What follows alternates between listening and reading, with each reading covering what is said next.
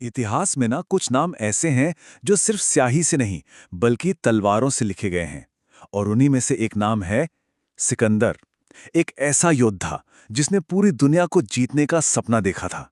और सिर्फ सपना ही नहीं देखा, उससे सच करने के लिए निकल भी पड़ा। लेकिन सवाल तो यही है ना कि एक छोटे से राज्य मकदूनिया का राजकुमार आखिर वो पूरी दुनिया के सबसे बड़े-बड़े साम्राज्यों को झुकाने कैसे निकल पड़ा? ये कैसे मुमकिन हुआ? चलिए इस कमाल की कहानी को ना बिल्कुल शुरुआत से समझते हैं। तो कहानी शुरू होती है 356 ईसा पूर्व में। जगह है यूनान की धरती पर बसा एक छोटा सा राज्य मकदूनिया। यहीं पर राजा फिलिप द्वितीय और रानी ओलंपियास के घर एक राजकुमार ने जन्म लिया। नाम था उसका सिकंदर। बचपन से ही ना उसकी आंखों में एक अलग ही चमक थी। मतलब जहां दूसरे राजकुमार बस अपने सिंहासन के सपने देखते थे, सिकंदर की नजरें दुनिया के नक्शे पर गड़ी रहती थीं।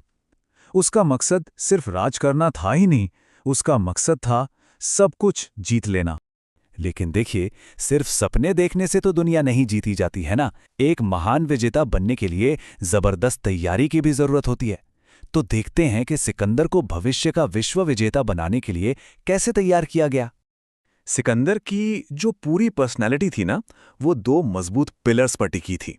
एक तरफ थे उसके पिता राजा फिलिप, जिन्होंने उसे जंग की कला और मिलिट्री स्ट्रैटेजी सिखाई।